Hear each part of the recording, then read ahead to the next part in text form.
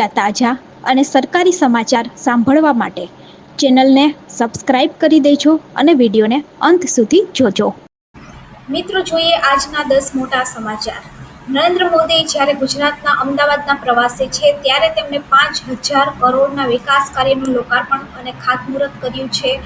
આની અંદર મહેસાણાથી પાલનપુરમાં 65 kilometre rail લાઇનનું ડબલિંગનું લોકાર્પણ, બેચરાજીથી રણુંજા સુધી 40 કિલોમીટર રેલ લાઇનના ગેજ કન્વર્ઝેશનનું લોકાર્પણ, વિરમગામ સોપકી ખાતે 17 કરોડના રેલવે અંડરબ્રિજનું લોકાર્પણ, વાડજના રામાપીર ટેકરા ખાતે 1449 આવાસ તથા 130 દુકાનોનું લોકાર્પણ, એસપી રિંગ રોડને 4 લેનમાંથી 6 લેન બનાવવાના કામનું ખાતમુહૂર્ત. પીએમ મોદી જ્યારે 25 અને 26 ઓગસ્ટ એમ 2 દિવસ માટે ગુજરાતના પ્રવાસે છે અને નિકોલની અંદર અત્યારે સભા પણ થઈ રહી છે. 25 ઓગસ્ટે સાંજે 4 વાગ્યે અમદાવાદથી એરપોર્ટથી નિકોલ સુધી રોડ શો થયો હતો. નરોડા હરિદર્શન 4 રસ્તાથી નિકોલ ખોડગ્રામ ગામ સુધી રોડ શો પણ કર્યો છે. ત્યારબાદ તેઓ સભા સ્થળે પહોંચ્યા છે અને 5,000થી વધારે કરોડના વિકાસ કાર્યોનું મિત્રો લોકાર્પણ અને ખાતમુહૂર્ત પણ આજે કર્યું છે. સૌથી મોટી ભેટ આપી છે દિવાળીની. જીએસટીની અંદર ફેરફાર કરવામાં આવશે, જેનાથી દિવાળીની અંદર સૌથી મોટી ભેટ મળશે. 25 કરોડ લોકો ગરીબીથી બહાર આવ્યા છે અને વિશ્વના આર્થિક નિષ્ણાતો તેની ચર્ચા કરી રહ્યા છે. ગરીબ જ્યારે ગરીબીમાંથી બહાર આવે ત્યારે ખૂબ જ શક્તિશાળી દેશ બને છે.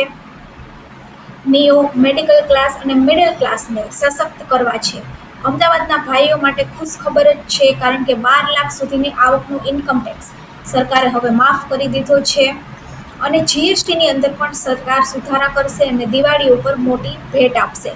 જીએસટીની અંદર સુધારા કરવાથી સિમેન્ટ અને બીજી જે જીવન જરૂરિયાત વસ્તુ છે એનો ભાવ ઓછો થશે.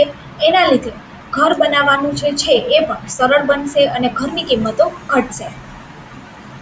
સપનાના ઘરની આપણે વાત કરીએ તો વડાપ્રધાન શ્રી નરેન્દ્ર મોદી દ્વારા આજે 133 કરોડના 1449 આવાસનું લોકાર્પણ કરવામાં આવ્યું છે. પ્રધાનમંત્રી આવાસ યોજના શહેરી અંતર્ગત 133 કરોડના ખર્ચે બનેલા 1400 આવાસો અને 130 દુકાનોનું પણ આજે લોકાર્પણ કરવામાં આવ્યું છે. એસપી રિંગ રોડને હવે 6 લેન બનાવવામાં આવશે. ગુજરાતની અંદર ઠેર ઠેર વિકાસના કામ થઈ રહ્યા છે. નવા ઉદ્યોગોને પણ આની અંદર પ્રોત્સાહન મળી રહ્યું છે. એવામાં આપણે વાત કરીએ તો ગુજરાતની અંદર એસપી રિંગ રોડ જે છે એને 6 લેન બનાવવામાં આવશે. ભીડભાડવાળા વિસ્તારની અંદર આનાથી ટ્રાફિક ઓછો થશે અને નવા ઓવરબ્રિજ અને અંડરબ્રિજની કનેક્ટિવિટી પણ સારી બનશે. એક સમયે અમદાવાદની અંદર લાલ બસ દોડતી હતી. આજે બીઆરટીએસ, એસી બસ, ઇલેક્ટ્રિક બસો અને મેટ્રોનો બધો વિસ્તાર પણ અમદાવાદની અંદર વધ્યો છે. આવી રીતે અમદાવાદ દેશનું હબ બનવા જઈ રહ્યું છે. ઘર ઉપર પણ સોલાર રૂફટોપ માટે એક મોટી યોજના જે છે ચાલી રહી છે. મોટાભાગના અમદાવાદના ધાબાઓ ઉપર રૂફટોપ હતા અને ગુજરાતની અંદર જૂના ઉદ્યોગોનો પણ વિસ્તાર થઈ રહ્યો છે. પ્રધાનમંત્રી સૂર્યઘર યોજના અંતર્ગત ઘરની છત ઉપર સોલાર પેનલ લગાવવા માટે સરકાર 40% સુધીની સબસિડી આપી રહી છે. પરિવાર પોતાની જરૂરિયાત મુજબ 1 કિલોવોટથી 3 કિલોવોટ સુધીની ક્ષમતાવાળી પેનલ લગાવી શકે છે અને આ પેનલથી ઉત્પન્ન થતી વીજળી પહેલા ઘરમાં વપરાય છે અને ત્યારબાદ વધેલી વીજળી સરકારને તમે વેચી અને વધારાની ઇન્કમ પણ જનરેટ કરી શકો છો. ઘરની ઉપર સોલાર પેનલ લગાવવા માટે 78,000 રૂપિયા સુધીની સબસિડી સરકાર દ્વારા પ્રધાનમંત્રી સૂર્યઘર યોજના અંતર્ગત મળે છે. પાકિસ્તાનની અંદર ઘૂસી અને 22 મિનિટની અંદર જ પાકિસ્તાનની અંદર રહેલા આતંકવાદીનો સફાયો કરવામાં આવ્યો. પહેલગામનો બદલો કેવી રીતે ભારતે લીધો એ દુનિયાએ જોયું અને 22 મિનિટમાં બધું સફાચટ કરી નાખ્યું. આતંકવાદની નાભી ઉપર હુમલો કર્યો અને ઓપરેશન સિંધુ સેનાના શૌર્ય અને સુદર્શન ચક્રધારી મોહનના ભારતની ઈચ્છા શક્તિનું પ્રતીક બન્યું. પીએમ મોદીએ ડેરી સેક્ટર વિશે પણ વાત કરતા કહ્યું છે કે ગુજરાતના પશુપાલકો ખૂબ છે. ડેરી સેક્ટર જોવો. ફિજીના વડાપ્રધાનને જ્યારે મળ્યા ત્યારે તેમણે કહ્યું કે આપણા ડેરી સેક્ટરને આદરપૂર્વક કહ્યું કે મારા દેશની અંદર પણ આવું થાય. ગુજરાતના પશુપાલકમાં બહેનોનું ખૂબ જ યોગદાન છે. અમદાવાદની ધરતી પરથી નાના દુકાનદારો, ખેડૂતો અને પશુપાલકને મોદીએ કહ્યું કે દરેક માટે આપણું હિત સર્વોપરી છે અને સરકાર ક્યારેય એ લોકોનું અહિત નહીં થવા દે. આત્મનિર્ભર ભારતને ગુજરાતમાંથી ખૂબ જ વેગ મળી રહ્યો છે અને આત્મનિર્ભર ભારતને ગુજરાતની ઉર્જા મળી રહી છે. તેની પાછળ 2 દાયકાની મહેનત છે. મિત્રો, નરેન્દ્ર મોદી દ્વારા સ્વદેશી વસ્તુ ખરીદવાનો પણ આગ્રહ કરવામાં આવ્યો છે. દેશવાસીઓને આજે અમદાવાદના માધ્યમથી આગ્રહ કરી રહ્યા છે કે સ્વદેશી વસ્તુ જ ખરીદે અને આપણા જીવનની અંદર પણ મંત્ર બનાવે કે આપણા દેશની અંદર બનેલી વસ્તુ, મેડ ઇન ઇન્ડિયા વસ્તુ જ ખરીદે. આનાથી વેપારીઓને પણ ફાયદો થશે અને વેપારીઓને પણ નિવેદન કરવામાં આવે છે કે વેપારીઓ પણ વિદેશી વસ્તુઓ ન વેચે. ગિફ્ટ પણ કોઈને આપવી હોય તો ભારતની અંદર બનેલી હોય એ જ ગિફ્ટ આપે. વેપારદારોને કહેવામાં આવ્યું છે કે દેશને આગળ વધારવા માટે એમનું ખૂબ મોટું યોગદાન છે અને જો વિદેશી માલ નહીં લે, નહીં વેચે તો આપણા જ દેશની ઇકોનોમી જે છે એ આગળ વધશે. બીજા મોટા સમાચાર છે, ગાંધીનગરની અંદર 281 કરોડનું લોકાર્પણ કરવામાં આવશે. 281 થી વધુ કરોડના વિકાસ કાર્યોની ભેટ પણ ગાંધીનગરને મળશે.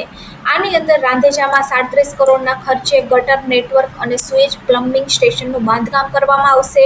પેથાપુરમાં 34 કરોડના ખર્ચે વરસાદી પાણીના નિકાલ માટે સ્ટ્રોમ વોટર લાઇનનું નિર્માણ કરવામાં આવશે. ધોળાકુવાથી પંચેશ્વર સર્કલ સુધી મેટ્રો લાઇનને 72 કરોડના ખર્ચે રોડ બાંધકામ કરવામાં આવશે.